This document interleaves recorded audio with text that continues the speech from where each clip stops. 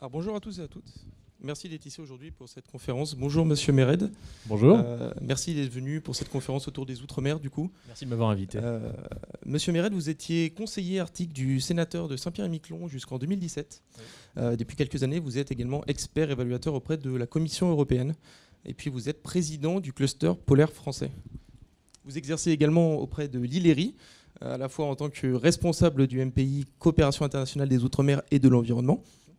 Puis vous êtes professeur dans ce même établissement de géopolitique des pôles et des Outre-mer. Et puis depuis peu, vous êtes également professeur de géopolitique dans une école qu'on connaît bien ici à Gênes, qui est Neoma Business School. Invité, professeur invité. Professeur invité. Oui. Et donc avec tout cela, je pense que vous avez la légitimité et très probablement la pédagogie nécessaire pour répondre à la question qu'on se pose tous aujourd'hui, qui est, au sein d'une Union européenne post-Brexit, les Outre-mer des 27 ont-ils une valeur géopolitique? Merci. Je suis content que vous vous posiez tous cette question-là. Je ne pensais pas du tout. Quand je l'ai posée, j'avais l'impression que personne ne se posait la question, justement. Donc c'est pour ça qu'ils m'ont programmé. Mais merci à tous d'être là et d'avoir une salle remplie pour parler des Outre-mer. C'est pas souvent, d'habitude, je parle des pôles. J'ai des salles moins remplies. Là, les Outre-mer, c'est un peu plus rempli, donc ça fait plaisir. Merci à tous d'être là. Et j'espère surtout que ça va bien rentrer dans le programme de cette conférence, enfin du festival que vous suivez depuis maintenant déjà 2 jours. Alors très rapidement, je vais vous donner le programme des réjouissances. On va faire cette petite intervention en 3 parties en attendant vos questions à la fin, que j'espère nombreuses et difficiles. Ce qu'on va faire, c'est que d'abord, on va se focaliser sur essayer de comprendre ce que c'est que les Outre-mer, quels sont les Outre-mer de l'Union européenne en partant de la France et en élargissant la question. En deuxième partie, on va parler des Outre-mer britanniques, ceux qui sont le plus impactés par le Brexit, évidemment, et on va voir pourquoi ils sont sortis sans même avoir voté. C'est ballot, mais c'est comme ça, les pauvres. Et on va réapprendre le monde ensemble, pas juste à 27, on est un peu plus que 27 aujourd'hui, mais on va réapprendre le monde en 3e partie pour voir quel est le nouvel environnement stratégique des Outre-mer européens dans leur ensemble. Et évidemment, je vais parler des pôles, et évidemment, je vais essayer de vous faire participer, histoire que vous ne dormiez pas trop, parce que quand même c'est la fin de matinée et que vous n'avez peut-être pas eu de collation. Donc, ce qu'on va faire, c'est que sans plus attendre, on va commencer par un jeu.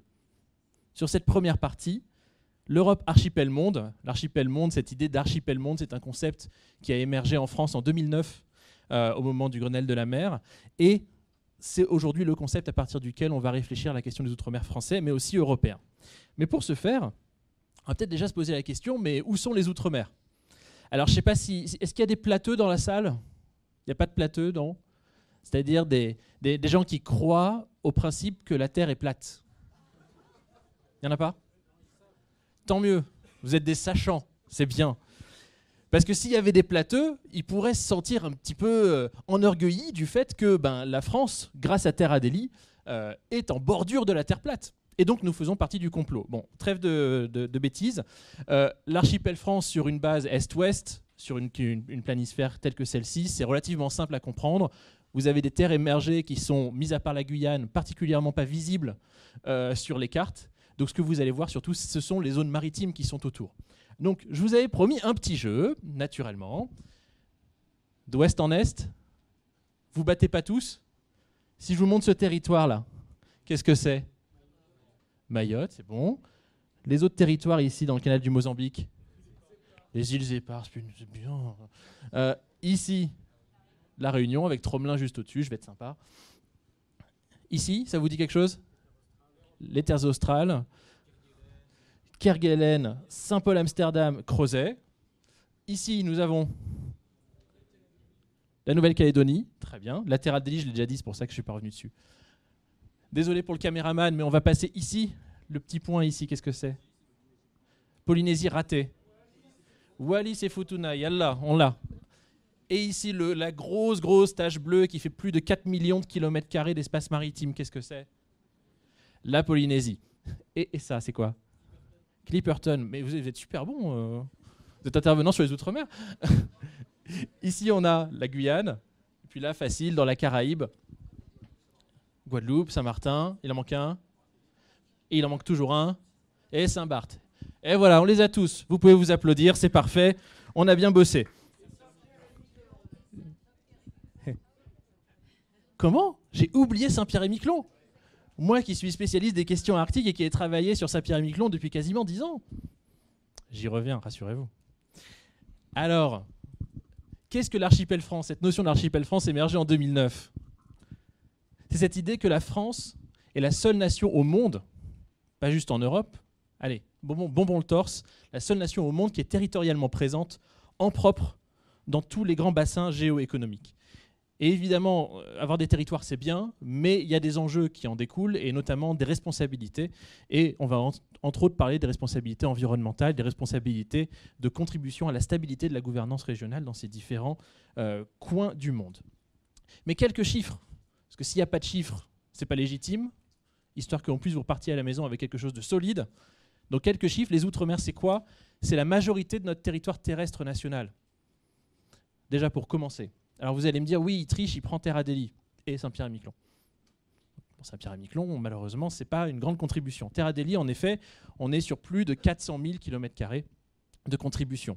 Je reviendrai sur le cas de Terre-Adélie tout à l'heure, mais ce qui est important, c'est que si on met donc tout ça ensemble, on a un territoire terrestre qui en fait représente 50,03%, donc la majorité du territoire terrestre national, ce qui permet déjà de se poser la question, qui est l'outre-mer de qui, premièrement. Deuxièmement, quand on prend le territoire maritime, là c'est évidemment très évident, 97% du territoire maritime national est en outre-mer, et de ce territoire maritime découle la biodiversité que vous voyez, les atolls bien sûr, et les récifs coralliens, et plein d'autres choses. Si on va sur la terre, puis un petit peu aussi sur la mer avec les bateaux, qu'est-ce qu'on a dans les outre-mer? On a 2,7 millions de Français, ressortissants français et donc européens, qui sont dans les différents territoires d'outre-mer. Il y a aussi une diaspora d'ultramarins d'origine ou d'ultramarins en hexagone de deuxième génération, comme votre serviteur, par exemple, et évidemment à l'étranger. 13 collectivités territoriales, 22 heures d'amplitude horaire, de Wallis et Futuna jusqu'à la Polynésie. C'est très proche, hein? Enfin, c'est très proche. C'est un peu moins de 3000 km. Mais c'est quand même 22 heures d'amplitude horaire, 52 langues. Et est-ce que vous avez entendu parler des 3 royaumes traditionnels reconnus dans notre législation nationale? Tout à fait. J'en ai un qui est au courant, j'en ai 2 qui sont au courant. Est-ce que vous avez déjà entendu parler de Wallis et Futuna pour commencer? Je parle surtout aux jeunes ici. Oui, non, bon, c'est mitigé, très bien. C'est bien qu'il y en ait qui aient dit oui, parce que c'est rare. Moi, j'ai envie de vous parler de Wallis et Futuna sous un angle purement institutionnel en 2 secondes. Et c'est cette notion des royaumes de Wallis et Futuna qui sont au sein de la République, qui ne sont pas en dehors de la République. Statut particulier, évidemment. Ce que vous voyez ici, donc, ce sont les 2 îles de Wallis d'un côté et de Futuna avec Alofi aussi de l'autre côté. Et sur l'île de Wallis, vous avez le royaume d'Ouvéa, où il y a depuis 2016 un certain nombre de tensions, puisqu'il y a donc 2 chefferies qui sont en train d'essayer de, comment pourrait-on dire ça, de prendre le territoire. Si je peux dire ça comme ça, évidemment, la chefferie légitime et puis une chefferie qui essaye de faire valoir ses intérêts aussi, dans le cadre du droit coutumier. De l'autre côté, sur Futuna, vous avez un partage entre d'un côté, au nord, le royaume de Sigave, et au sud, avec l'île Alofi, le royaume d'Alo. Donc typiquement, ça c'est une particularité qu'on trouve dans les Outre-mer. Ce n'est pas la seule. Il y en a plein des particularités dans les Outre-mer. Si vous voulez vous amuser et vous voulez coller vos potes, si jamais c'est cool de coller ses potes sur des questions institutionnelles des Outre-mer dans des soirées, je crois pas, mais bon, moi ça peut être mon kiff parfois, mais vous pouvez aussi partir sur le polaire. Et c'est là que je vais parler de Saint-Pierre-et-Miquelon, évidemment, parce que le polaire, en France, contrairement à plein d'autres nations, c'est pas juste une question de politique étrangère, c'est une question de politique intérieure. En Arctique, ou en tout cas vers l'Arctique, en effet, vous avez Saint-Pierre-et-Miquelon naturellement qui est ici à 20 km, 25 km de Terre-Neuve et qui est en zone subarctique, absolument. Et évidemment sur l'Antarctique, avec la Terre-Adélie et les terres australes bien sûr aussi, le polaire est une question de politique intérieure chez nous. Cette France inconnue du Grand Sud, c'est un sujet pour nous et c'est un sujet pour l'Union européenne aussi. Parce que les différences institutionnelles entre les différents territoires, ici au sein même de l'administration d'ETAF, peuvent poser problème dans l'application de certains types, dans l'application du droit. Donc je vais m'étendre là-dessus au fur et à mesure, vous allez voir. En Antarctique, il n'y a pas que nous, dans la sphère de l'Union européenne, si je peux dire ça comme ça, qui avons des territoires ou un territoire en Antarctique. Il y a aussi le Royaume-Uni. On est à l'opposé l'un de l'autre.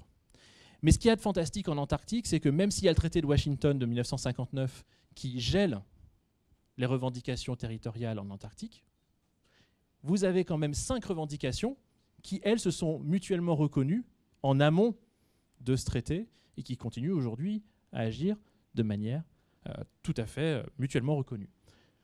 C'est la Nouvelle-Zélande, l'Australie, la France, la Norvège et le Royaume-Uni. Ces 5 États se reconnaissent mutuellement leur territoire possessionné en Antarctique. C'est important pour la France, c'est important pour l'Europe et c'est important aussi pour l'écologie et la biodiversité de manière générale. Je prends juste un exemple pour illustrer cette question antarctique, l'exemple de la CAMLAR, c'est-à-dire la Convention pour la conservation des ressources marines biologiques. Et typiquement, ce que la CAMLAR fait, c'est protéger les espèces vivantes en Antarctique. Pourquoi nous, la France et le Royaume-Uni, nous avons une place, et l'Union européenne a de facto une place importante auprès de la CAMLAR, dont elle est membre alors qu'elle n'est pas un pays, l'Union européenne, c'est parce qu'évidemment, il y a la France, qui fait partie ici du continuum et qui fait partie ici de l'autre continuum austral, et enfin de l'autre côté, le Royaume-Uni. Donc vous comprenez ici en quoi, même s'il y a le traité de Washington de 1959 qui fait que les revendications antarctiques sont gelées, il n'empêche que ces pays européens possessionnés permettent à l'Europe d'avoir une masse critique suffisamment importante pour être un territoire, pour être une administration connue et reconnue dans ce genre de discussion sur des enjeux écologiques majeurs. Je reviens à une question purement française, ce qui va nous amener à la question européenne. Les articles 73 et 74 de la Constitution, qui les a déjà lus? Ah ouais, là, il y a moins de monde. Mais merci. Merci au fond, c'est parfait. L'article 73 et l'article 74, ce sont eux aujourd'hui, ce n'est pas les seuls, mais ce sont ceux qui sont les plus importants pour comprendre comment fonctionnent les Outre-mer dans la République. L'article 73, c'est ce qui nous permet aujourd'hui de définir les départements et régions d'Outre-mer, les DROM, qui ont cette particularité d'avoir une identité législative. Ils sont sous le principe de l'identité législative. C'est-à-dire que, pour faire très simple et très schématique, le droit communautaire et le droit français classique s'appliquent sans réserve ou presque dans ces territoires de l'article 73. Les territoires de l'article 74, eux, ils ont le principe de la spécialité législative. Et là, ces territoires de l'article 74, c'est par exemple Saint-Pierre-et-Miquelon, qui peut lever, et qui le fait d'ailleurs, son impôt, ses impôts. Donc, à Saint-Pierre-et-Miquelon, quand on se plaint du président Macron pour la fiscalité, le président Macron a beau jeu de dire « mais c'est pas moi, allez voir le président de la collectivité territoriale, c'est lui qui vous taxe ». Il a raison. Donc du coup, l'article 74, cette identité législative, cette spécialité législative, c'est extrêmement important pour bien comprendre cette distinction dans les Outre-mer français. Et puis ensuite, vous avez la Nouvelle-Calédonie qui a son titre spécial dans la Constitution. La Polynésie française, il y a une modification statutaire qui est en cours en ce moment, qui est au niveau du Parlement, qui vient de passer au Sénat. Et Clipperton a cette particularité d'être directement administré par le Premier ministre. Donc, et puis l'État, il y a aussi un truc particulier avec un représentant, un administrateur spécial qui est basé à Saint-Pierre-de-la-Réunion. Mais là, je vous ai fait quelque chose de relativement schématique, article 73, article 74, titre spécial, etc. En fait, ce qu'ont montré beaucoup de chercheurs, et je pense notamment à M. Mélin Soukramanian à l'Université de Bordeaux, c'est que tout ça, en fait, il y a une échelle de spécialité. Il y a une échelle de spécialité dans l'article 73, il y a une échelle de spécialité dans l'article 74 et une échelle de spécialité au global sur l'ensemble des Outre-mer. Donc en réalité, avoir cette distinction, ça permet de se rappeler quels sont les territoires, DROM, COM et les grands enjeux qui s'y attachent. Mais en fait, ce sont tout ça des échelles de spécialité. Et donc, du coup, au niveau de l'UE, on a exactement la même chose. Parce qu'on n'est pas les seuls, en plus, à avoir des territoires d'outre-mer. Il y a les Espagnols, il y a les Portugais, il y a les Danois, il y a les Anglais, ça commence à faire du monde. Donc, du coup, au niveau de l'UE, le sujet de ces échelles de spécialité, il s'exprime à la fois au cœur et en bout de course des enjeux d'innovation, de gouvernance, de développement et de projection stratégique tous ensemble. Donc là, je vous ai fait j'ai essayé de vous modéliser un nexus stratégique autour des Outre-mer. Parce que donc du coup, au niveau de l'UE, on retrouve quelque chose qui ressemble peu ou prou à cette distinction article 73, article 74 au niveau français, avec d'un côté les RUP et de l'autre côté les PTOM. Alors, les RUP, c'est les régions ultra-périphériques. Donc déjà, vous n'êtes pas périphérique, vous êtes ultra-périphérique. C'est vraiment une vision de l'outre-mer presque, mais c'est comme ça. Régi par l'article 349 du traité de fonctionnement de l'Union européenne. Là, j'ai l'impression de sonner comme François Asselineau, mais c'est pas grave. Ils font partie du territoire de l'Union européenne, le droit communautaire s'y applique, ma blague sur Asselineau fait marcher au premier rang, c'est parfait. Ils ont accès surtout aux fonds structurels. Bref, ce sont des territoires de l'Union européenne comme les autres. Par contre, les PTOM, qui sont régis par les articles 198 à 204 du traité de Lisbonne, ils font l'objet d'une décision d'association outre-mer.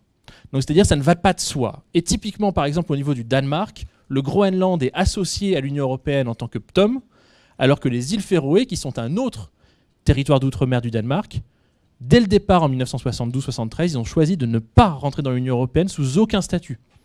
Donc les îles Féroé se débrouillent, entre guillemets, dans leur relation avec l'Union européenne, même si ils sont un territoire d'outre-mer du Danemark.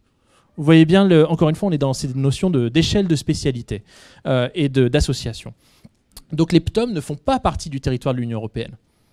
Il y a une partie du droit communautaire qui s'y applique, et je vous épargne un tableau absolument fantastique qui vous montre à quel point c'est compliqué entre les différents territoires, parce que ce droit communautaire, il est à la carte de fait. Comme ils ne font pas partie de l'Union européenne et que tout est basé sur une logique d'association, le droit communautaire s'applique à la carte. Et ils n'ont pas accès à tous les fonds de l'UE, et notamment aux fonds structurels. Ils ont accès à d'autres types de fonds spéciaux qui font l'objet de négociations directes entre l'association des pays et territoires d'outre-mer d'un côté et la Commission européenne de l'autre. Et ils sont justement d'ailleurs en train de négocier en ce moment pour le prochain budget à partir de 2021. Et les négociations sont dures parce que Brexit. J'y reviens tout à l'heure. Donc en gros, des RUP, en France, on en a plusieurs. La Guadeloupe, la Martinique, la Réunion, Mayotte, Saint-Martin et la Guyane. Ça, c'est le territoire de l'UE. Donc, le droit communautaire s'y applique, etc., etc., comme je vous ai dit tout à l'heure. Et ce n'est pas les seuls. Il y a d'autres RUP. Il y a les îles Canaries, il y a Madère, il y a les Açores, donc là, territoire espagnol et portugais. Et il y a... qu'est-ce que je voulais dire d'autre ? Non, il n'y a rien d'autre. Donc voilà. Ça, ces territoires, ce sont des RUP. Mais, c'est pas fini. Il y a des territoires où vous avez encore plus de spécialités. Et Saint-Martin, c'est exactement ça. Vous avez un territoire, une toute petite île, qui fait 93 km², qui est partagée en deux, comme vous le savez, entre la partie française, Saint-Martin au nord, et la partie néerlandaise, Sint Maarten, au sud. Saint-Martin, c'est un RUP. Sint Maarten, c'est un PTOM. Même territoire, 93 km², deux statuts européens différents, donc deux relations à l'Union européenne différentes, etc. Et donc notre frontière commune de 10 km, parce qu'on a une frontière commune avec les Pays-Bas, pour ceux qui ne le savent pas, une frontière terrestre de 10 km, elle est difficile à gérer. Un autre cas assez particulier, c'est le cas du Groenland. Est-ce que vous avez entendu parler du Groexit ? Non ? C'est dommage, c'est-à-dire que nos amis journalistes n'ont pas fait leur boulot. Parce qu'en fait, c'est le premier territoire à être sorti de l'Union européenne. Le Groenland est rentré dans l'Union européenne avec le Danemark en 1973. Malgré le fait qu'au niveau du Groenland, ils n'étaient pas d'accord, au niveau local, pour rentrer dans l'Union européenne. C'est-à-dire que 70% des Groenlandais, au référendum national, avaient voté contre. Mais il n'empêche que le Groenland n'était qu'un comté d'outre-mer à ce moment-là. Donc juste, ils suivaient le Danemark. Pas de débat. Par contre, en 1979, le Groenland est devenu semi-autonome. Et là, en récupérant tout un tas de compétences, les choses ont changé. Puisque en 1982, il y a eu donc un référendum dit sur le retrait du Groenland de la communauté économique européenne. Et là, les Groenlandais ont voté en faveur donc de la sortie de l'Union européenne.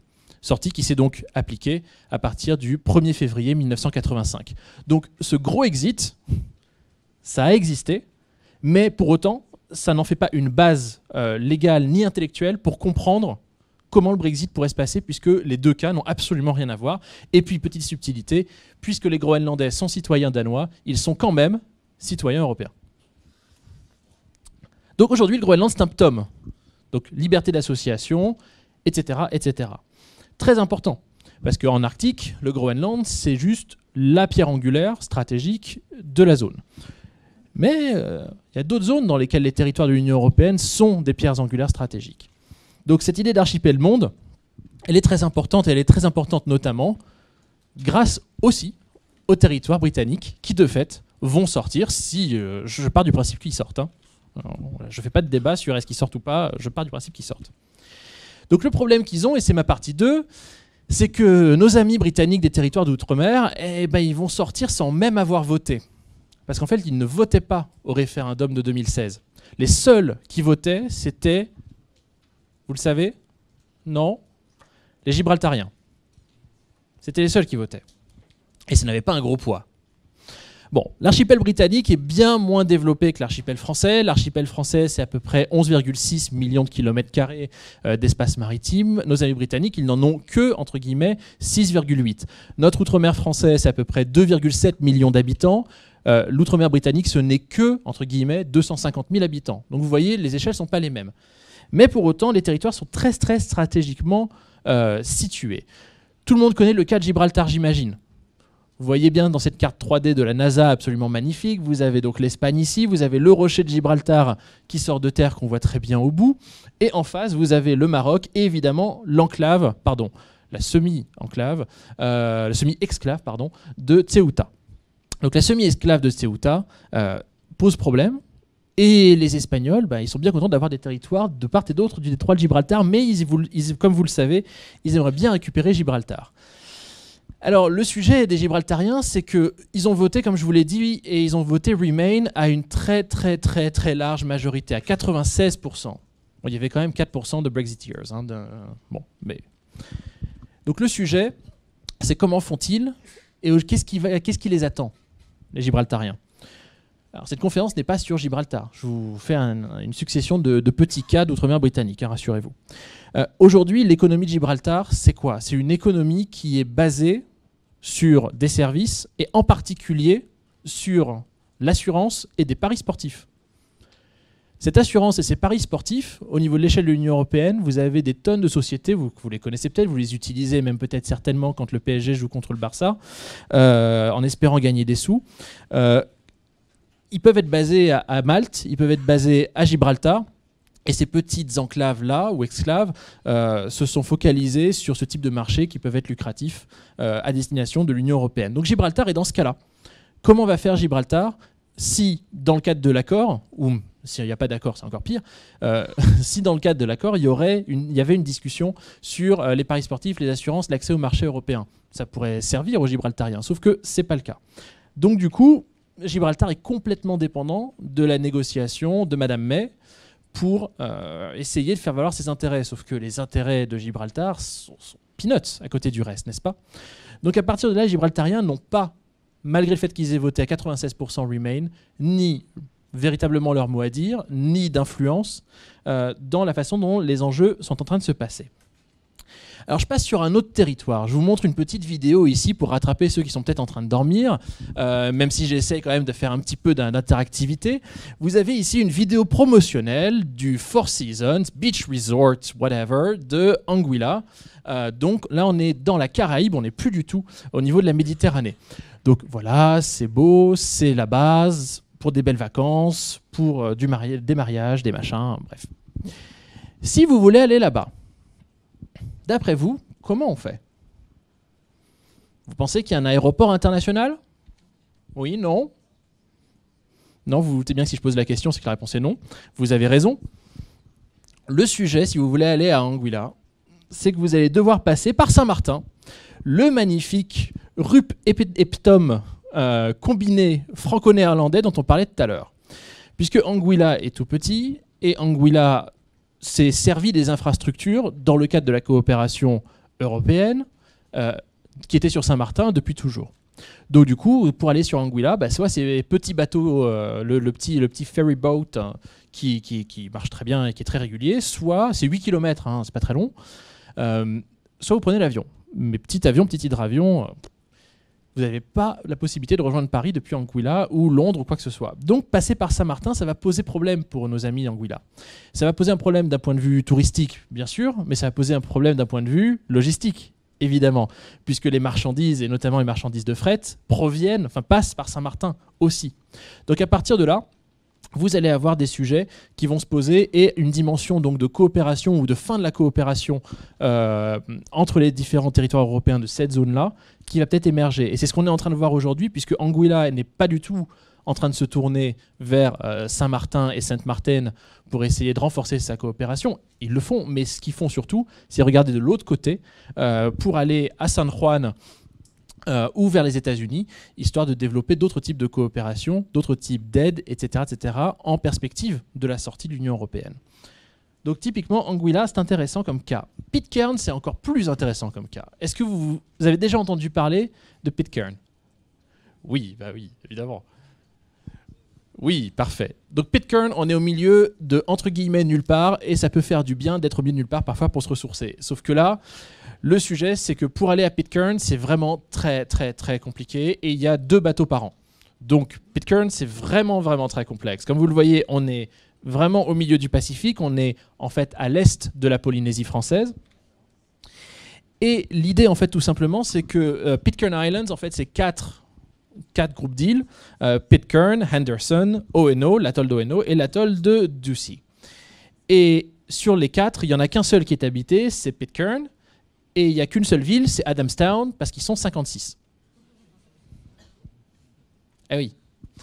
Ils sont 56, mais ils sont, jusqu'à maintenant en tout cas, un ptom. Très compliqué d'être un RUP quand on est 56, parce que être un RUP, ça demande beaucoup de lourdeur administrative, des dossiers. À 56, c'est très compliqué. Déjà, être un ptom, c'est compliqué, alors imaginez. Le PIB de l'île, enfin du pays, mais donc de l'île, on peut le dire, c'est à peu près entre 150 000 et 160 000 euros par an. C'est pas mal pour 56 personnes. Hein. Franchement, c'est pas mal. Mais dans tout ça, évidemment, ce qui compte, c'est surtout les aides. Les aides qui proviennent, les revenus de transfert qui proviennent de Londres, évidemment, mais ceux qui proviennent de l'Union européenne, ils sont loin d'être négligeables, évidemment. Ils sont loin d'être négligeables parce que Pitcairn a des enjeux environnementaux, a des enjeux de connectivité, a des enjeux sociaux, etc., qui font partie des programmes, qui sont au cœur des programmes d'aide au développement de l'Union européenne. Donc, du coup, Pitcairn, par rapport à son économie et par rapport à sa population, récupère finalement pas mal d'argent de l'Union européenne. Et vous voyez ici, les aides de l'Union européenne représentent 400 000 euros sur un PIB de 155 000 euros. Vous imaginez la magnitude de ces aides européennes, l'importance qu'elles ont. Bah ça, c'est fini. Si le Royaume-Uni sort de l'UE, donc Pitcairn n'est plus un ptom, donc tout ça, c'est fini. Et ce qui fait que Pitcairn demande à Londres, mais donnez-nous des garanties, dites-nous comment ça va se passer. Dites-nous que vous allez nous donner cet argent, qu'on n'ait rien à perdre. Surtout qu'on n'a pas voté. Puisqu'il n'y a que Gibraltar, je vous l'ai dit, dans les Outre-mer, qui avait la possibilité de voter au référendum. Mais Londres dit c'est pas notre sujet, quoi. On s'en fout, en vrai. On a d'autres chats à fouetter. Donc, du coup, pour l'instant, ce genre de choses n'est pas réglé. Donc, la question des revenus de transfert. Les îles Malouines, grand autre cas, les îles Malouines. Qui a entendu parler des îles Malouines chez les jeunes ici? Yes. Nos aînés, ils ont tous entendu parler des îles Malouines. Ils étaient là en 82. Donc, c'est pour ça que je triche un peu. Aux îles Malouines, la pêche représente 40% de l'économie locale. C'est beaucoup. Ils espèrent aussi développer du pétrole et d'autres types de ressources. Mais pour l'instant, en tout cas, on est sur de la pêche. Et la pêche est absolument faramineuse. Le problème, c'est que 94% de cette pêche est exportée vers l'Union européenne.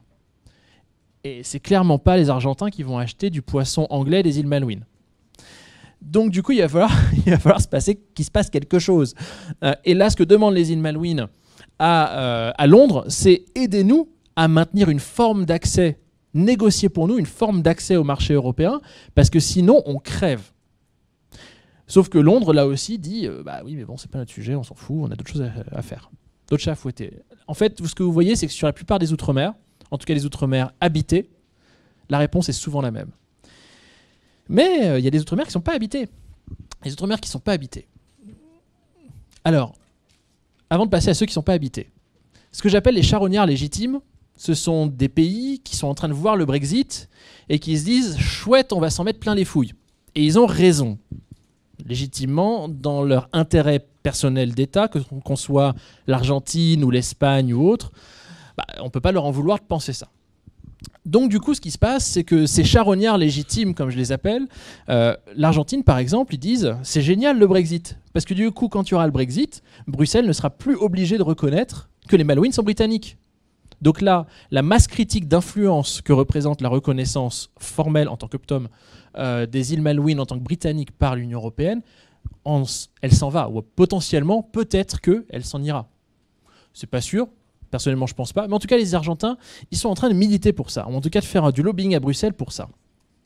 De la même manière, nos amis espagnols font pareil pour Gibraltar.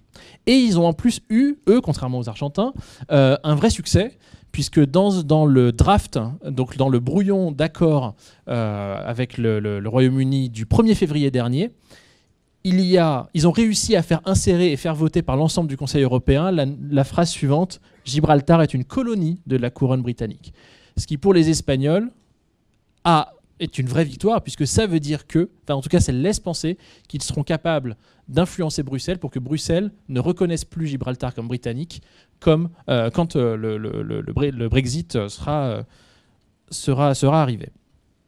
D'autres charognards légitimes, et eux aussi ils ont eu une victoire qui date du 26 février, c'est l'île Maurice, qui réclame l'archipel des Chagos au cœur de l'océan Indien depuis longtemps. Et du coup, vous avez un avis de la Cour internationale de justice qui date du 26 février dernier et qui dit que le Royaume-Uni devrait rendre immédiatement les Chagos à Maurice. Là, on voit tout de suite, au-delà de la question pure du droit international, l'influence que peut avoir le Brexit sur ce genre de cas. Et le problème, c'est que qui dit Chagos dit en fait l'île importante des Chagos, à savoir Diego Garcia. Et Diego Garcia, c'est pas un problème juste britannique ou européen, c'est un problème transatlantique. Alors Diego Garcia, c'est quoi? C'est une base militaire américaine dans un territoire d'outre-mer qui s'appelle les îles de l'océan Indien britanniques. Sous-entendu les Chagos. Et donc le problème qu'il y a ici, c'est que s'il y a un souci vis-à-vis de l'influence que la Grande-Bretagne est capable d'exercer par rapport à ce type d'île-là, eh bien derrière, les Américains sont peut-être en difficulté. Il y a Diego Garcia ici, il y a Ascension de l'autre côté atlantique, et vous voyez bien ici ce que j'essaye de faire comme parallèle. Vous voyez la position des deux îles, au cœur de l'océan Indien d'un côté, au cœur de l'océan Atlantique de l'autre, au niveau de l'équateur.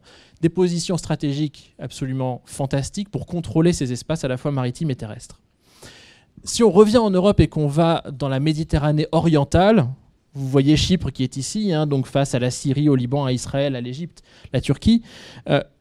Sur Chypre, vous avez une situation aussi qui est très particulière et qui ressemble, entre guillemets, je dis bien entre guillemets, à Saint-Martin, puisque vous avez un territoire qui est donc l'Union européenne, Chypre, membre à part entière. Vous avez la Chypre du Nord, qui est en fait un territoire occupé par la Turquie, pas directement, mais par en tout cas des Turcs. De l'autre côté, vous avez ces deux bases britanniques, qui sont des bases militaires avec un village adossé, Akrotiri et Dekelia. Avec, vous voyez aussi matérialisé sur cette carte, la zone tampon des Nations Unies entre Chypre et Chypre du Nord.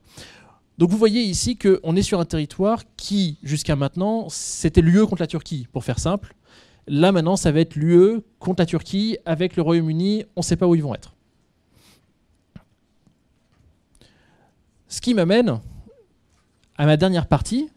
Super, j'ai pas encore eu de panneau pour dire que j'étais en retard.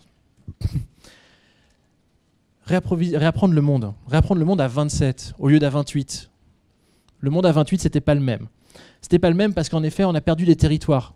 Là, je me mets dans le scénario où le Brexit est arrivé. Et ces territoires-là, comme je vous l'ai dit, d'un point de vue terrestre, ils sont pas énormes. Encore une fois, ce qui pose problème, c'est la situation de ces territoires qui est, pour beaucoup, très stratégique. Et d'autre part, l'espace maritime. Avec le Brexit, l'UE, c'est 6,8 millions de kilomètres carrés d'espace maritime en moins. Et autant d'influence.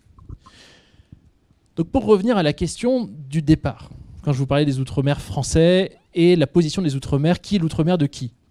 J'ai envie de vous poser cette question-là. Est-ce que les Outre-mer, par rapport à tout ce qu'on a vu jusqu'à maintenant, et qu'on peut détailler si vous venez à l'Illyrie pour un cours de géopolitique des Outre-mer qui fait à peu près 20 heures, est-ce que ce sont des marginalités ou est-ce que ce sont des postes avancés? Ce que je veux dire par là, c'est est-ce qu'on a l'Europe avec des marginalités périphériques ou même ultra-périphériques, comme dirait le statut RUP, ou est-ce que ces Outre-mer sont pas juste des marginalités, mais des postes avancés, donc c'est-à-dire des courroies de projection stratégiques de l'Union européenne à l'extérieur et même en fait dans l'ensemble du monde entier? Cette question-là, je la laisse en suspens. Mon vrai sujet, ça va être de comprendre ce qui peut aujourd'hui constituer une centralité. Alors, est-ce que les Outre-mer européens peuvent constituer des centralités? J'ai envie de vous répondre oui. Évidemment, sinon je ne ferai pas cette conférence. Donc là, ce que vous voyez, c'est une carte d'un manuel scolaire qui vous montre un moment dans l'histoire où la zone Caraïbe, la zone Antilles-Guyane, a été une centralité. Au moment du commerce triangulaire, c'était une centralité de la mondialisation. Après, ça ne l'a plus été. Et puis, depuis à peu près un demi-siècle, ça l'est de nouveau. Transport de containers et routes maritimes. Panama, futur canal aussi du Nicaragua. Typiquement, cette zone-là, c'est une centralité qui n'en a plus été, qui en est redevenue une. De la même manière, au lieu de parler de la question d'un point de vue juste géographique ou géoéconomique, j'ai envie de vous en parler d'un point de vue aussi géotechnologique. C'est-à-dire, alors c'est un terme un peu barbare, hein, c'est pas du tout un concept, hein, c'est juste pour vous donner l'idée. Si on se parle non pas juste de la géopolitique en 2 dimensions, mais en 3 dimensions, parfait, en 3 dimensions, et qu'on se parle de l'accès à l'espace, les Outre-mer sont extrêmement importants. Et là, en l'occurrence, les Outre-mer français, plus que les autres. La Guyane, évidemment. Donc là, c'est évidemment hein, le centre de Kourou, je pense que tout le monde connaît, la fusée Ariane, des Soyouz maintenant qui partent de Kourou. Bon. Mais le petit truc là, vous savez ce que c'est? C'est Kerguelen, voilà. Il n'osait pas, il l'a marmonné. Mais c'était ça, c'est bien Kerguelen. Pourquoi je vous parle de Kerguelen et quelle est la connexion qu'on fait entre les deux? C'est que quand la fusée, elle part de Kourou, elle part et elle va après vers l'est. Et au bout d'un moment, Kourou perd le signal avec la fusée. Et il faut bien un truc, un centre du CNES qui prenne le relais. Bah, le centre du CNES qui prend le relais, il n'est pas en France, il est à Kerguelen. Pardon ? C'est en France, absolument, je fais exprès.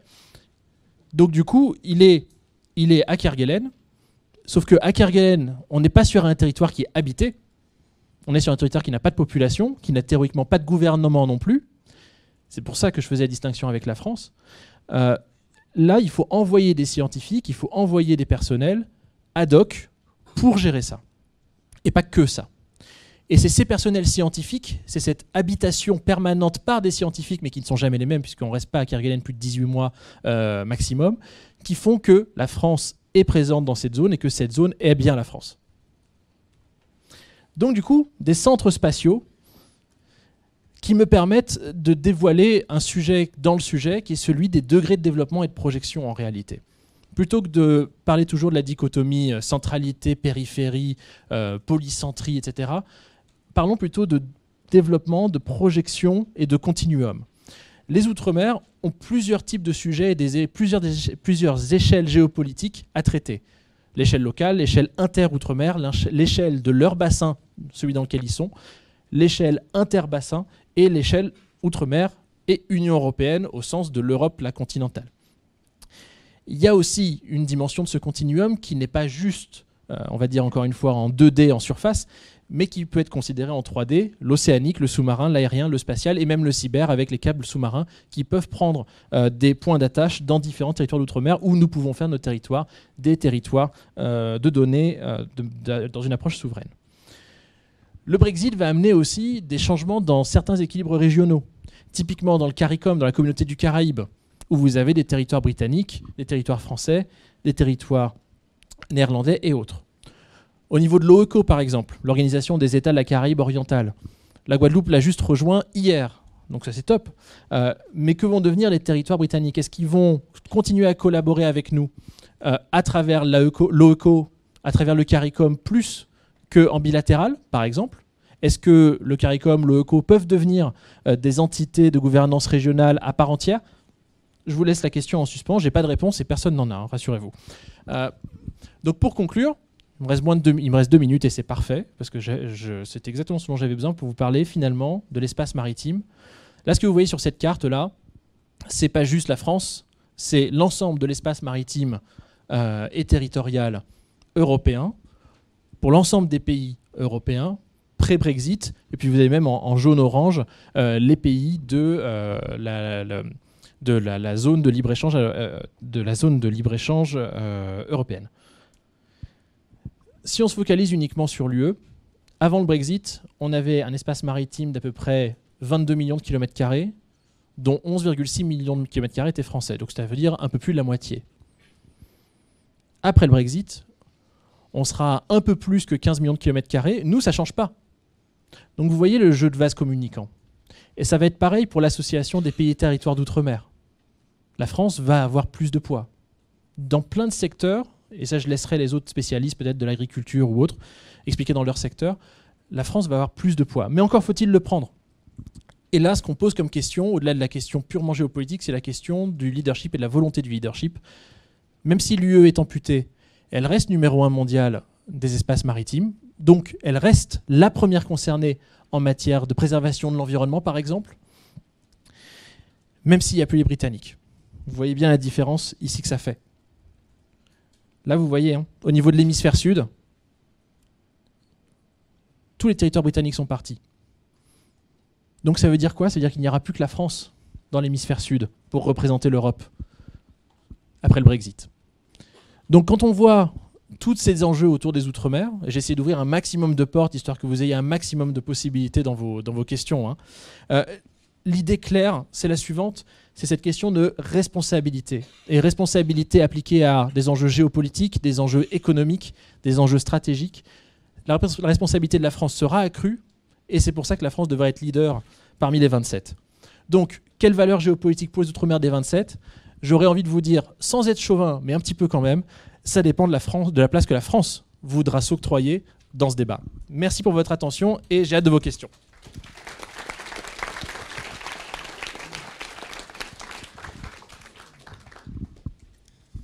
Donc, merci Monsieur Meurette pour votre intervention. Donc du coup, vous avez laissé quand même pas mal de questions en suspens et on va faire passer un micro dans les rangs pour ceux qui voudraient des réponses à ces questions. Donc si vous pouvez lever les mains tout simplement et puis la régie, activez le deuxième micro s'il vous plaît. Voilà. Merci. Bonjour. Moi, j'aimerais avoir votre avis sur Mayotte. Pourquoi l'avoir intégré aux Outre-mer français ? Alors Mayotte était un Outre-mer français, on va dire historiquement. Hein. C'est-à-dire que Mayotte a été détaché de l'ensemble comorien en 1975. Ça a été fait de manière un petit peu cavalière. Et aujourd'hui, la France est un petit peu, on va dire, borderline au niveau du droit international là-dessus, puisque vous avez eu un référendum au niveau de l'ensemble des Comores pour l'indépendance. Et ce que la France a fait, c'est qu'elle a fait une distinction entre les différentes îles au lieu de prendre le score de l'ensemble du territoire. Donc les Comores ont voté dans leur majorité, si on prend les 4 îles, pour devenir indépendants. Mais si on fait le détail, vous avez 3 îles qui ont voulu être indépendantes et la 4e Mayotte qui a voulu rester française. Et du coup, la France a décidé de sortir, de reconnaître le résultat de Mayotte à part par rapport aux autres pour conserver Mayotte. La question du coup, donc Mayotte est devenue un outre-mer à ce moment-là. Mais ce qui s'est passé, c'est qu'en 2011, on a eu la départementalisation. Et ça, c'était important. C'était une volonté de Nicolas Sarkozy, sans faire de pub pour lui, de donner à la France un ancrage stratégique encore plus important dans cette zone-là. Vous l'avez peut-être vu sur la carte, Mayotte est située au niveau du nord du canal du Mozambique. Le canal du Mozambique, c'est une route maritime assez importante et elle a vocation à se développer au fur et à mesure du développement des échanges sud-sud. Mais le canal du Mozambique, c'est aussi une zone dans laquelle nous avons d'autres îles qui sont elles-mêmes contestées. Les Glorieuses, par exemple, sont contestées puisque les Comores, voudraient avoir la souveraineté sur les Glorieuses. Les îles du canal du Mozambique, Bassas da India, Juan de Nuva et Europa, sont elles aussi contestées. Contestées principalement par Madagascar, mais aussi un petit peu par le Mozambique. Il faut bien comprendre que si vous créez des précédents dans cette zone-là, vous pouvez avoir ce précédent qui fasse tache d'huile sur d'autres territoires que vous détenez en tout cas aujourd'hui. Donc avoir départementalisé Mayotte, dans l'esprit à l'époque du président de la République, d'après tout ce qui en est sorti, c'était l'idée de rattacher encore plus solidement Mayotte en tant que territoire pour ses vertus purement stratégiques à la communauté nationale, parce que c'est plus fort d'être un département, les liens sont beaucoup plus solides, et c'est plus fort d'être un RUP aussi, que d'être un PTOM ou un article, ou un outre-mer de l'article 74. Est-ce que ça répond à votre question ? Quelles sont les vertus stratégiques de Mayotte ? Je redis pour la... Donc quelles sont les vertus stratégiques de Mayotte ? C'est surtout son positionnement. On n'est pas tellement sur un enjeu de pêche, on n'est pas tellement sur un enjeu de pétrole ou de gaz, par exemple, ni même sur un enjeu de nodules polymétalliques, par exemple. On est vraiment sur un enjeu de positionnement stratégique par rapport au canal du Mozambique et par rapport aussi à la Corne de l'Afrique qui n'est finalement pas si loin que ça, en tout cas qui est plus proche de Mayotte que de la Réunion. Donc il y a cette dimension-là qui est importante.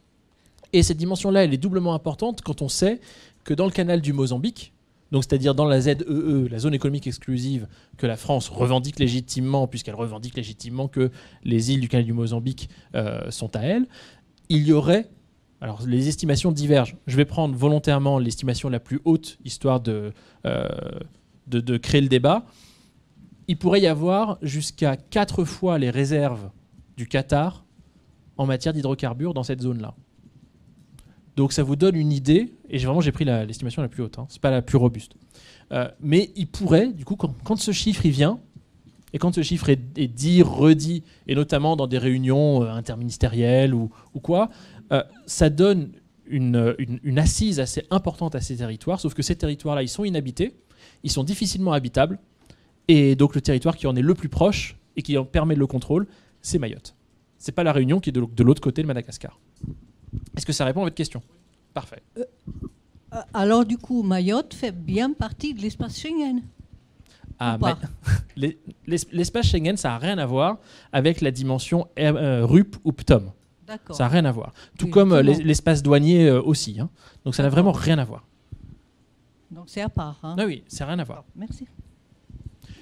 Le fond de votre question, c'est de savoir si l'immigration clandestine qui est à Mayotte pourrait arriver en France. La réponse est non. En France métropolitaine. Hein. Oui, alors là vous jouez un peu sur les mots parce que vous comprenez très bien ce que je veux dire. À Mayotte, elle arrive et en effet, selon certaines estimations, il pourrait y avoir, c'est ce que je dis quand je vous dis que vous jouez sur les mots, mais j'ai fait exprès de dire ça. À Mayotte, on estime aujourd'hui qu'il pourrait y avoir entre 45 et 50% d'immigration clandestine sur le territoire. C'est absolument énorme et ça fait partie évidemment des enjeux. Mais ils ne vont pas prendre l'avion demain matin pour venir en France métropolitaine. C'était ça le point que je voulais dire. On sent à vous écouter à quel point vous êtes attaché à ces confettis de l'Empire. Mais est-ce qu'on ne met pas la charrue avant les bœufs? Faute d'être un État et faute d'avoir une politique de défense commune pour toute l'Union européenne, sommes-nous en mesure d'en assurer la sécurité? Quand on sait l'état de la marine française, un seul porte-avions qui joue le rôle d'intermittent de la défense, et quand on sait que la base de Chalex, dont François Mitterrand avait annoncé qu'elle serait en Nouvelle-Calédonie, une base navale qui permettrait à la France de tenir le Pacifique, reçoit toujours l'aviso le plus pourri de la Royale, ou à la rigueur 2, dont un est péniblement en état de marche. Alors oui, c'est sûr que la base navale, par exemple, de Cayenne en Guyane, c'est assez ridicule. Je peux vous montrer des photos. C'est sûr que c'est assez ridicule. Par rapport, en tout cas, aux ambitions qui sont affichées. Vous avez tout à fait raison. Après, il y a peut-être des tangentes à prendre. Je prends un exemple dans les TAF, par exemple. Dans les TAF, très clairement, c'est difficile de faire la sécurisation sur une base purement de patrouille maritime dans l'ensemble de ces eaux qui sont très importantes. Donc du coup, ce qu'il est fait, c'est utiliser de nouveaux types de technologies pour faire de la surveillance. En plus de bâtir des nouveaux navires tels que l'Astrolabe, puisque la nouvelle version de l'Astrolabe, qui avant n'était qu'un navire de ravitaillement de l'Antarctique, aujourd'hui est un navire avec plusieurs types de compétences, dont notamment une compétence au-delà de l'Antarctique, une compétence de patrouille maritime pour de la sécurité les 2/3 de l'année. Donc il y a des tangentes à prendre. Une tangente que j'aime bien prendre, c'est les albatros. On met des petits capteurs développés par des petites boîtes, des petites startups, des petits ingénieurs très charpentés.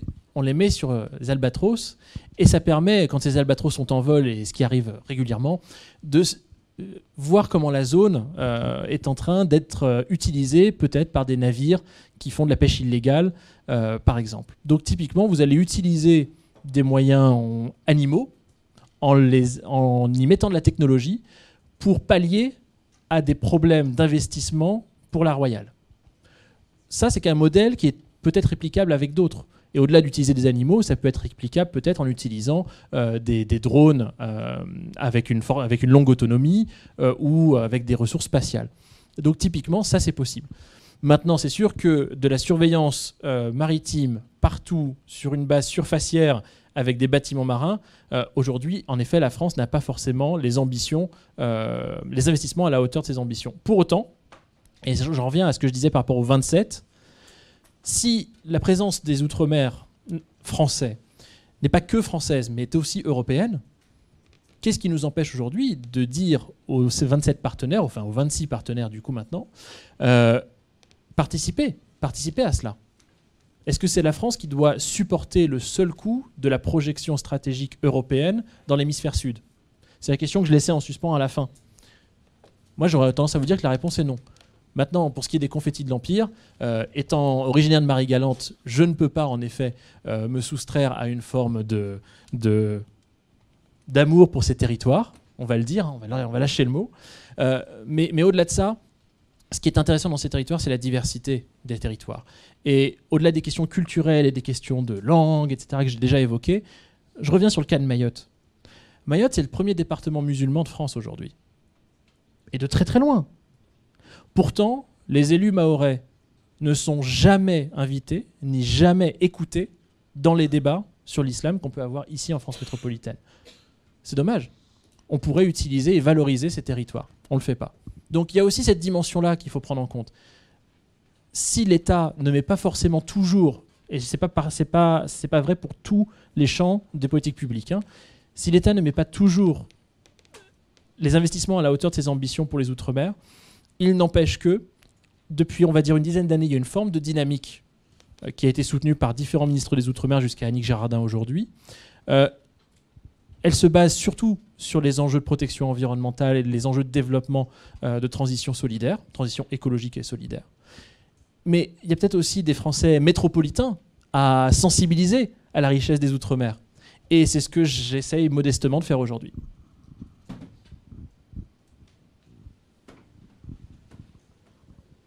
Est-ce que ça répond à votre question ? Parfait, merci.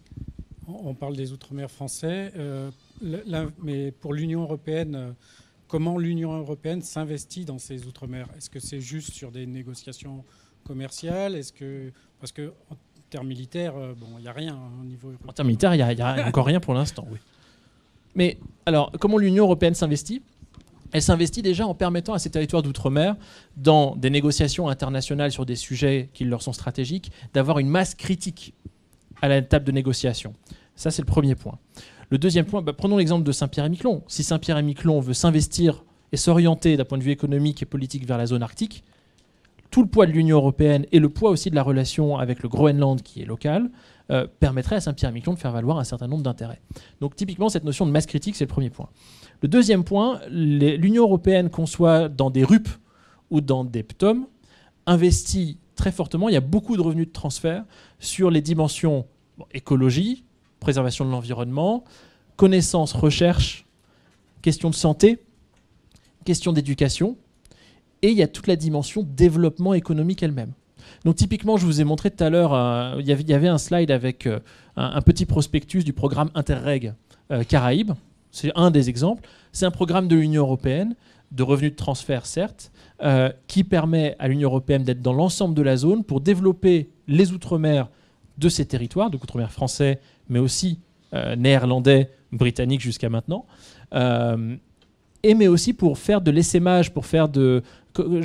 Essaimage, c'est pas le mot que je cherche de la diffusion, c'est-à-dire utiliser ces territoires comme des porte-avions quelque part de l'influence européenne pour développer pas juste ces territoires d'outre-mer, mais les territoires qui sont mitoyens aussi et qui peuvent être des pays tout à fait indépendants, type Dominique, type Saint-Kitts-et-Nevis. Il y a des territoires, certains britanniques, certains français, certains néerlandais, et il y a des zones indépendantes. Tous ces territoires-là, le programme Interreg essaye de développer leurs économies, leurs recherches, les liens d'éducation, les infrastructures, etc., pour que ce soit l'ensemble de la zone qui se développe et pas juste les territoires d'outre-mer français ou européens qui deviennent des points dans lesquels il y a une forme de développement, beaucoup de revenus de transfert, et qui donc attirent les autres. Il faut un développement régional pour que ces territoires-là s'insèrent et aussi développent leur économie. Hein. Parce qu'une économie ilienne d'un petit archipel comme par exemple la Guadeloupe, ce ne sera jamais aussi puissant que de développer des infrastructures ou de développer des économies ou des nouveaux secteurs porteurs qui permettraient à la Guadeloupe de commercer et d'être leader avec l'ensemble de son arc caraïbe d'un point de vue régional. Donc l'Union européenne s'investit sur tous ces aspects-là. Et j'espère que j'ai été, sans être trop rébarbatif et trop technique, c'est pas facile, de dire tous les aspects de l'Union européenne dans ces régions-là. Justement, je rebondis sur ce que vous venez de dire. Est-ce que vous pensez qu'il est possible, en faisant du co-développement, de sortir de la perception coloniale de ces territoires. C'est-à-dire que souvent les pays adjacents à ces territoires d'outre-mer les perçoivent comme des héritages coloniaux qu'il conviendrait de résorber. Est-ce qu'on peut sortir de cette perception selon vous ?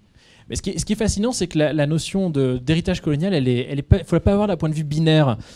Si je prends le cas de la Guyane, par exemple, en effet, on a autour des territoires qui disent que c'est un héritage colonial, mais pour autant, les Surinamais aujourd'hui, ils sont de manière assez importante en matière d'immigration plus ou moins légale, contents d'avoir cet héritage colonial local pour essayer de sortir de l'ornière dans laquelle ils sont au Suriname. Sans faire de polémique, c'était juste une idée comme ça. On peut la retrouver aussi aux Comores, avec Mayotte, qu'on a évoqué. C'est la même logique. Donc, il y a une petite difficulté à continuer à alimenter cette idée que ça reste des postes coloniaux, alors que d'une part, ça ne le sont plus, clairement. Tous les territoires, et encore plus les territoires à l'article 74, qui sont aussi PTOM, pour beaucoup, ont une autonomie de décision, une autonomie par rapport à leur développement, une autonomie par rapport à leur approche stratégique vis-à-vis de l'Union européenne, vis-à-vis de leur territoire. Ils peuvent, depuis la loi Letchimy, avoir leur propre diplomatie locale. Bref, tous ces trucs-là existent pour faire en sorte que ces territoires s'insèrent le mieux possible dans leur environnement, pas juste sur une dimension donc de développement économique, mais sur développement sociétal, développement de la recherche, de la science, des startups, de la protection de l'environnement, et ainsi de suite. Donc tout ça, ça joue. Mais il faut aussi le voir dans l'autre sens, et c'est pour ça que j'essaie à chaque fois de ne pas être binaire. Si demain matin, vous avez un désastre, par exemple un cyclone à la Dominique, la Dominique va appeler les territoires alentours pour les aider.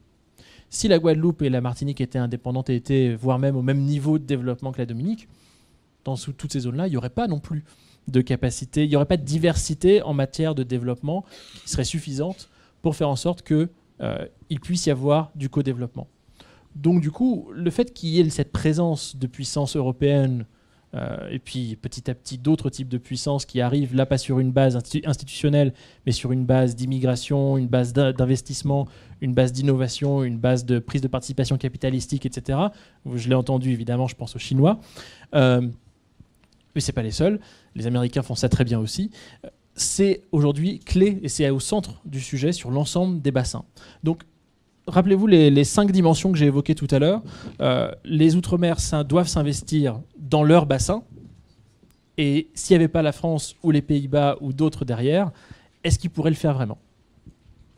Ça répond à votre question ? Alors, il nous reste à peu près 2-3 minutes. Donc, on a encore le temps pour une question, s'il y a quelqu'un qui a une interrogation. Attendez le micro, parce que sinon, à la caméra, etc., ils ne vont pas vous entendre. Ça arrive. Oui, je suis originaire de la Martinique. Je voudrais savoir, est-ce que l'Union européenne s'investit dans le problème des sargasses qui touchent la Martinique et la Guadeloupe particulièrement ? Absolument. Alors très bien, le sujet de la Martinique, c'est assez particulier. Le sujet, de la sargasse, c'est assez particulier puisque, comment dire ? Déjà, il y a eu une difficulté et un retard à l'allumage en matière de réponse aux problèmes à Paris. Alors, on peut comprendre qu'il y ait un retard à l'allumage aussi à Bruxelles, si je peux dire ça comme ça. C'est-à-dire qu'aujourd'hui, le phénomène des sargasses, tout le monde voit ce que c'est ou non ? Ok, explication, ça vient. Explication. Donc les sargasses, en fait, donc ce sont des algues marines qui s'échouent sur les plages, pour faire simple, en Guadeloupe, en Martinique, mais en fait dans l'ensemble de l'arc Caraïbe oriental, et qui, en fait, c'est pas toxique, mais ça pue. Ça pue, ça sent c'est plein d'ammoniac, donc vous voyez un peu ce que ça sent, l'ammoniac. Donc pour le tourisme, c'est pas aidant. Donc typiquement, si demain matin vous allez en Guadeloupe, en Martinique, c'est pas vrai pour toutes les plages, mais vous pouvez très bien avoir une plage sur laquelle vous allez vous baigner, etc. Tout va bien, machin. Et puis des sargasses vont arriver. 2 jours plus tard, vous revenez sur la plage, pleine de sargasses. Bon. Et puis 2 jours plus tard, vous revenez sur la plage en vous disant je vais pas me baigner parce que je sais qu'il y a les algues. Et ben là, la plage est clean. Pourquoi ? Parce qu'on a fait du pelletage. On a fait venir des grandes pelleteuses et on a pris les algues comme ça, pouf, et on les a jetées. Pour l'instant, on ne sait pas mieux faire. Mais là où l'Union européenne, de la même manière que Paris, ensemble, main dans la main, ils agissent sur un autre plan. Ils agissent sur le plan du soutien à l'innovation. Et aujourd'hui, vous avez donc cette réponse qui est une réponse, on va dire, de court terme, cette notion de pelletage. C'est une réponse de court terme. Ça, c'est Paris et c'est la collectivité locale qui s'en occupe. Mais cette dimension de soutien à l'innovation pour que des startups émergent, pour valoriser ces sargasses, les récupérer sur les plages et les valoriser pour en faire du parfum, parfum, non, c'est pas une bonne idée. Mais pour en faire autre chose, bref, je vous passe les détails, je ne suis pas spécialiste de ça. Ça, pour le coup, ce sont des fonds français au sens métropolitain, au sens hexagonaux qui viennent de Paris. Mais ce sont aussi des fonds qui peuvent venir d'organismes régionaux et ce sont des fonds qui peuvent venir de Bruxelles. Donc cette dimension-là, typiquement le programme Interreg, il y a ça dedans. Le programme Interreg, on est sur des dimensions de recherche et d'environnement. Là, on est à la croisée des deux. Est-ce que ça répond à votre question ? Est-ce que vous avez bien compris les sargasses ? Du coup, on arrive au terme de la conférence. Merci beaucoup, Monsieur Mered. Je pense qu'on Merci peut à vous applaudir tous. longuement Monsieur Mered pour cette conférence qui était très enrichissante. Merci à vous. Et si vous voulez en savoir plus sur l'Hillery et tout ce qui concerne Monsieur Mered, vous pouvez vous renseigner. Hillery.fr, bien sûr. Hillery.fr. Voilà. Merci à vous.